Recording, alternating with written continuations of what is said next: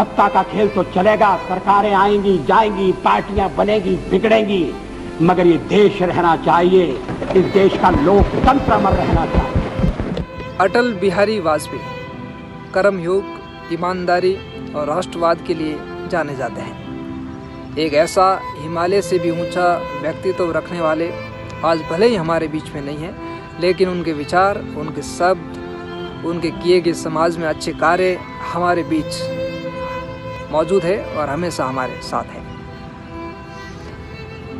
अटल बिहारी वाजपेयी जी भले ही कई दशकों तक विपक्ष में रहे, मगर उनके खिलाफ आज तक कोई नहीं रहा। हमेशा पूरा देश उनका एक अपना था। 1977 में मोरारजी देसाई की सरकार ने उन्हें विदेश मंत्री यूं ही नहीं बनाया था। उन्होंने भारत की ओर से संयुक्त राष्ट्र में प्रतिनिधित्व कर हिंदी में भाषण के जरिए जय जगत का नारा दिया था। आइए सुनते हैं अटल बिहारी वाजपेयी जी के इस खास अंदाज में दिए गए उस भाषण को। मैं भारत की जनता की ओर से राष्ट्र संघ के लिए शुभकामनाओं का संदेश लाया हूं। महासभा के इस 32वें अधिवेशन के अवसर पर मैं राष्ट्र संघ में भारत की दृढ़ आस्था को पुनः व्यक्त करना चाहता हूं। जनता सरकार को शासन की बागडोर संभाले केवल 6 मास हुए, फिर भी इतने अल्प समय में हमारी उपलब्धियां उल्लेखनीय हैं। भारत में मूलभूत मानव अधिकार पुनः प्रतिष्ठित हो गए। जिस भय और आतंक के वातावरण ने हमारे लोगों को घेर लिया था, वह दूर हो गया है। ऐसे संवैधानिक कदम उठाए जा रहे हैं जिनसे यह सुनिश्चित हो जाए कि लोकतंत्र और बुनियादी आजादी का अब फिर कभी हनन नहीं होगा। अध्यक्ष महोदय, वसुधैव कुटुंबकम की परिकल्पना बहुत पुरानी है। भारत में सदा से हमारा इस धारणा में विश्वास रहा है कि सारा संसार एक परिवार है। अनेकानेक प्रयत्नों और कष्टों के बाद संयुक्त राष्ट्र के रूप में इस स्वप्न के अब साकार होने की संभावना है। यहां मैं राष्ट्रों की सत्ता और महत्ता के बारे में नहीं सोच रहा हूं। आम आदमी की प्रतिष्ठा और प्रगति मेरे लिए कहीं अधिक महत्व रखती है। अंततः हमारी सफलताएं और असफलताएं केवल एक ही मापदंड से नापी जानी चाहिए कि क्या हम पूरे मानव समाज, वस्तुतः हर नर, नारी और बालक के लिए न्याय और गरिमा की आश्वस्ति देने में प्रयत्नशील हैं। अफ्रीका में चुनौती स्पष्ट है। प्रश्न यह है कि किसी जनता को स्वतंत्रता और सम्मान के साथ रहने का अनपरणीय अधिकार है, या रंगभेद में विश्वास रखने वाला अल्पमत किसी विशाल बहुमत पर हमेशा अन्याय और दमन करता रहेगा। निस्संदेह रंगभेद के सभी रूपों का जड़ से उन्मूलन होना चाहिए। हाल में इजराइल ने वेस्ट बैंक और गाजा में नई बस्तियां बसाकर अधिकृत क्षेत्रों में जनसंख्या परिवर्तन करने का जो प्रयत्न किया है, संयुक्त राष्ट्र को उसे पूरी तरह स्वीकार और रद्द कर देना चाहिए। यदि इन समस्याओं का संतोषजनक और शीघ्र ही समाधान नहीं होता तो इसके दुष्परिणाम इस क्षेत्र के बाहर भी फैल सकते हैं। यह अति आवश्यक है कि जिनेवा सम्मेलन का शीघ्र ही पुनः आयोजन किया जाए और उसमें PLO को प्रतिनिधित्व दिया जाए। अध्यक्ष महोदय, भारत सब देशों से मैत्री चाहता है और किसी पर प्रभुत्व स्थापित करना नहीं चाहता। भारत न तो आणविक शस्त्र शक्ति है और न बनना ही चाहता है। नई सरकार ने अपने असंदिग्ध शब्दों में इस बात की पुनर्घोषणा की है। हमारी कार्यसूची का एक सर्वस्पर्शी विषय जो आगामी अनेक वर्षों और दशकों में बना रहेगा, वह है मानव का भविष्य। मैं भारत की ओर से इस महासभा को आश्वासन देना चाहता हूं कि हम एक विश्व के आदर्शों की प्राप्ति और मानव के कल्याण तथा उसके गौरव के लिए त्याग और बलिदान की बेला में कभी पीछे नहीं रहेंगे। जय जगत। धन्यवाद। श्यामा प्रसाद मुखर्जी के निधन के बाद जनसंघ और भारतीय जनता पार्टी की जिम्मेदारी अटल बिहारी वाजपेयी जी के कंधों पर आ गई थी और उन्हें पहला बीजेपी का राष्ट्रीय अध्यक्ष सर्वसम्मति से चुना गया था। आइए सुनते हैं उनकी पहले उस भाषण को, जिस भाषण ने भारतीय जनता पार्टी को देश की गलियों से उठाकर सत्ता तक पहुंचाने वाले उस व्यक्तित्व के भारतीय लोकतंत्र के प्राण 65 करोड़ लोगों की समानता की उत्कट आकांक्षा और शोषण की स्थितियों से मुक्ति की तीव्र आतुरता में बसते हैं।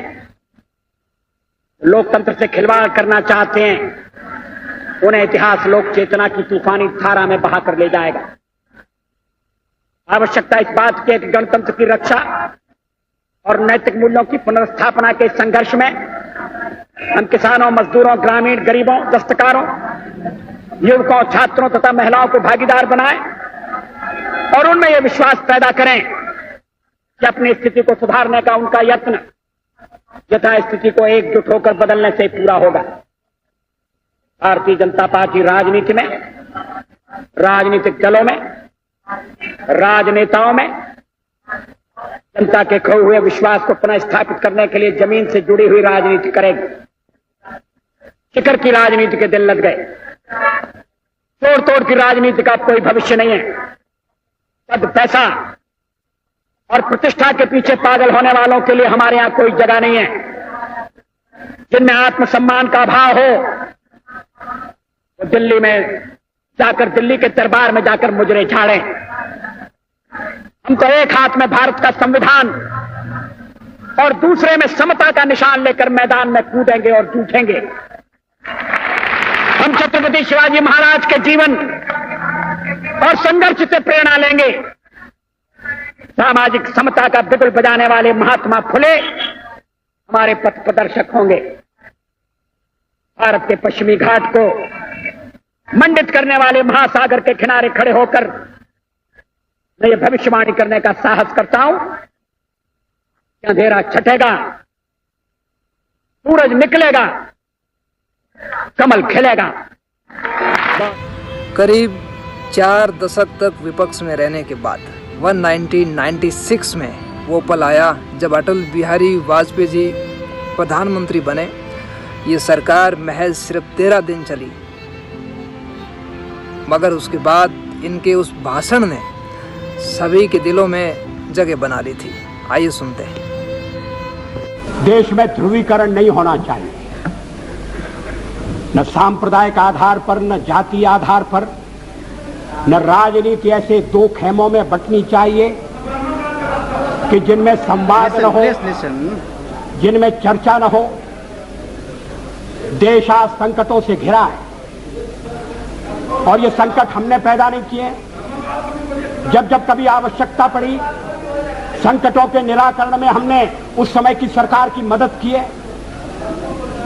उस समय के प्रधानमंत्री नरसिंह राव जी ने भारत का पक्ष रखने के लिए मुझे विरोधी दल के नेता के नाते जेनेवा भेजा था और पाकिस्तानी उसे देखकर चमत्कृत रह गए। उन्होंने कहा कि ये कहां से आए, क्योंकि उनके यहां विरोधी दल का नेता ऐसे राष्ट्रीय कार्य में भी सहयोग देने के लिए तैयार नहीं होता। वो हर जगह अपने सरकार को गिराने के काम में लगा रहता है। ये हमारी परंपरा नहीं है, ये हमारी प्रकृति नहीं है और मैं चाहता हूं ये परंपरा बनी रहे, ये प्रकृति बनी रहे। सत्ता का खेल तो चलेगा, सरकारें आएंगी जाएंगी, पार्टियां बनेगी बिगड़ेंगी, मगर ये देश रहना चाहिए, इस देश का लोकतंत्र अमर रहना चाहिए। कश्मीर अटल जी के दिल के सबसे करीब था और उन्होंने कश्मीर के अंदर भाषण दिया और वहाँ पर पहली बार इंसानियत का नारा दिया था। आइए सुनते हैं। भला हो बागवानों, नौबहार शान पैदा कर। भला हो बागवानों, नौबहार शान पैदा कर।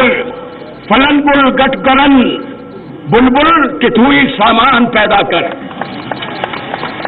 ए माली, आओ फिर से बगिया को बहार दें, इस बात को फिर से हरा भरा करें, पेड़ों पर फिर से फूल आने दो, बुलबुलें चहचहाने दो। अभी तक जो खेल होता रहा मौत का, खून का, वो बंद होना चाहिए। लड़ाई से समस्या हल नहीं होगी। पाकिस्तान के जनरल साहब को हमने आगरा आने की दावत दी। हमने कहा ताजमहल के किनारे बैठकर शायद ये ख्याल आ जाए कि हमको प्रेम के साथ रहना है, मिलकर रहना है, मगर वो भी पूरा नहीं हुआ। हम फिर दोस्ती का हाथ बढ़ाते हैं, मगर हाथ दोनों तरफ से बढ़ना चाहिए, दोनों तरफ से फैसले होने चाहिए कि हम मिलकर रहेंगे। मुफ्ती साहब के नेतृत्व में जो यहां सरकार चल रही है, उसे कामयाब बनाना हम सबका फर्ज है, ये हम सबका काम है। आपको जो भी शिकायत हो उसको मिलकर दूर करिए। दिल्ली का दरवाजा खटखटाइए। दिल्ली अपना दरवाजा आपके लिए कभी बंद नहीं करेगी। दिल का दरवाजा भी खुला रहेगा। कि दिन बदल रहे हैं, मौसम बदल रहे हैं, बहारें फिर से आएंगी, इसमें कोई शक नहीं है, लेकिन हम मिलकर काम करें, कंधे से कंधा लगाकर। जमहूरियत, इंसानियत और हम कश्मीरियत को बचाएं। बड़ी चीज है कश्मीरियत। यहां जो सूफी संतों की परंपरा हुई है, यहां जो दीन के बारे में एक जागृति पैदा हुई है, वो सबको पूरा हमारा रास्ता उजाला करे, रास्ते में रोशनी दिखाए। हम मिलकर चलें, मिलकर अपने देश को बनाए, अपने सूबे को बनाए। At 15:45 hours, India conducted 3 underground nuclear tests in the Pokhran range. These tests conducted today were with a fission device, a low yield device and a thermonuclear device. Pokhran 2 कोई आत्मश्लाघा के लिए नहीं था, कोई पुरुषार्थ के प्रकटीकरण के लिए नहीं था, लेकिन हमारी नीति है और मैं समझता हूं ये देश की नीति रही है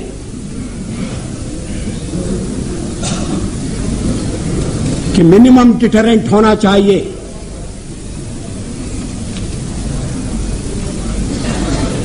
वो क्रेडिबल भी होना चाहिए।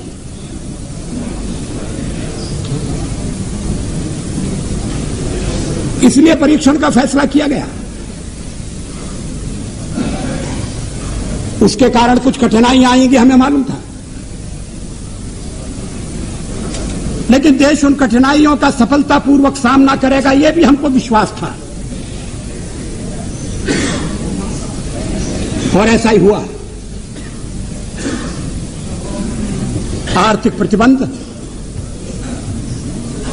हमें आगे बढ़ने से नहीं रोक सके, रक्षा संबंधी फैसले करने से हमें विरत नहीं कर सके,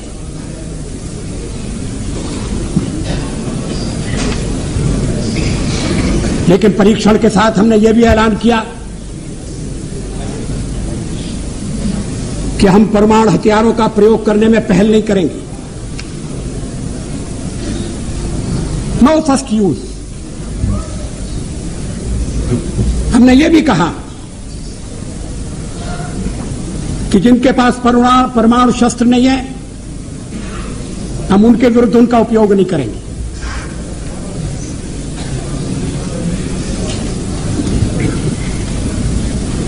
हमने परीक्षण बंद करने का भी ऐलान किया।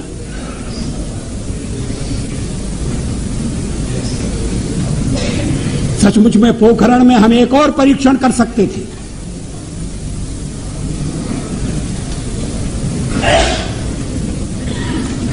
लेकिन जब हमें लगा कि वैज्ञानिक तकाजा पूरा हो गया है, तो उस परीक्षण को हमने छोड़ दिया।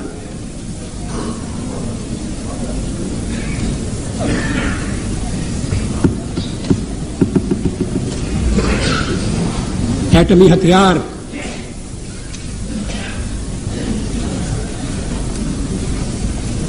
रक्षा के लिए भी हो सकते हैं,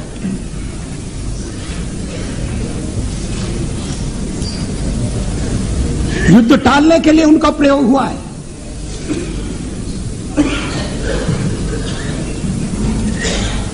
इतने वर्षों तक यूरोप में शांति रही, दो शिविरों में बटे हुए विश्व में युद्ध नहीं हुआ। इसके मूल में कहीं न कहीं ये बात थी कि शक्ति संतुलन है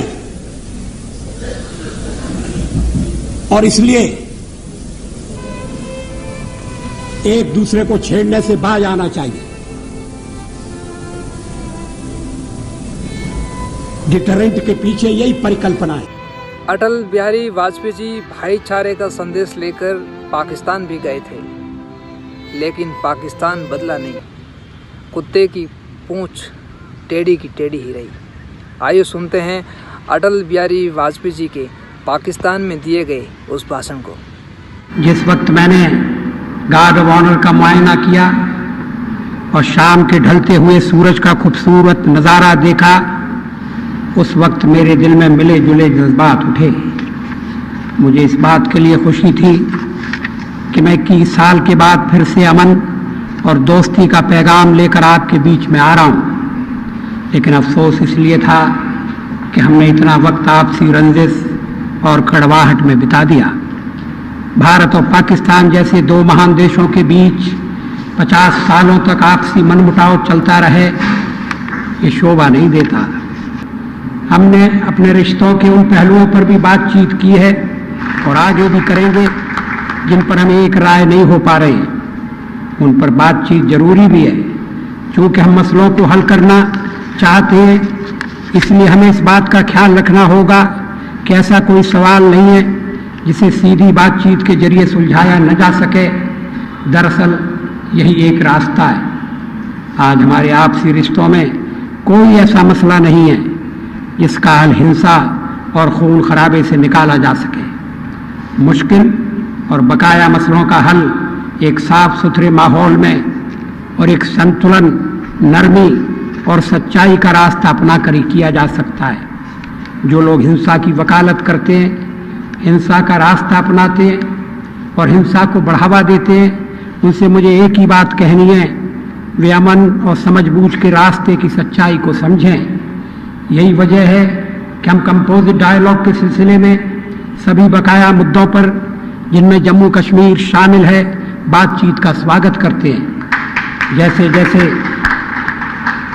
जैसे जैसे हम एक नए युग की ओर बढ़ रहे हैं, भविष्य हमें दावत दे रहा है, वो हमें पुकार रहा है, सचमुच हमसे मांग कर रहा है कि हम अपने बच्चों के बच्चों और उनके बच्चों और आने वाली नई पीढ़ियों की भलाई के बारे में सोचें। हिंदुस्तान से मैं एक ही संदेशा लाया हूँ, हम एक ऐसा रास्ता बनाकर जाएं जिससे बेतवारी दूर हो, विरोध व आपसी मतभेद मिटे तथा पुख्ता अमन चैन कायम हो, दोस्ती, भाईचारे तथा कोऑपरेशन का माहौल बने। टूटे हुए सपने की सुने कौन सिसकी, टूटे हुए सपने की सुने कौन सिसकी, अंतर को चीर व्यथा पलकों पर ठिठकी, हार नहीं मानूंगा, रार नहीं ठानूंगा, काल के कपाल पर लिखता मिटाता हूँ, गीत नया गाता हूँ, गीत नया गाता। हिमालय से महान व्यक्तित्व रखने वाले अटल बिहारी वाजपेयी जी की कुछ कविताओं के साथ हम आपको छोड़ जाते हैं। अगर ये वीडियो आपको अच्छा लगे, पसंद आया हो हमारा एपिसोड, तो अटल बिहारी वाजपेयी जी के सम्मान में इस वीडियो को लाइक करें, शेयर करें। धन्यवाद। गीत नहीं गाता हूँ, बेनकाब चेहरे हैं, दाग बड़े गहरे हैं, टूटता तिलस्म आज सच से भय खाता हूँ, गीत नहीं गाता हूँ, गीत नहीं गाता हूँ। लगी कुछ ऐसी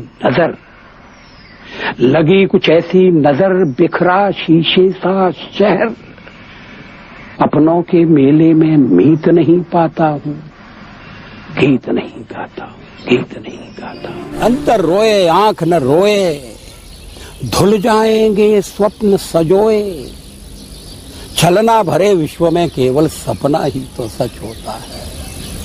दूर कहीं कोई रोता है, दूर कहीं कोई रहता है, कदम मिलाकर चलना होगा, बाधाएं आती है आए, घृणय प्रलय की घोर घटाए, पांवों के नीचे अंगारे, सर पर बरसे यदि ज्वालाएं, निज हाथों से हंसते हंसते आग लगाकर चलना होगा, कदम मिलाकर चलना होगा। बाधाएं आती है आए, घृणय प्रलय की घोर घटाएं, पांवों के नीचे अंगारे, सर पर बरसे यदि ज्वालाएं, निज हाथों से हंसते हंसते आग लगाकर चलना होगा, कदम मिलाकर चलना होगा। हास्य रुदन में तूफानों में, ये शब्दावली पर ध्यान दिए, हास्य रुदन में तूफानों में, अमर असंख्यक बलिदानों में, उद्यानों में, वीरानों में, अपमानों में, सम्मानों में, उन्नत मस्तक उभरा सीना, पीड़ाओं में पलना होगा, कदम मिलाकर चलना होगा।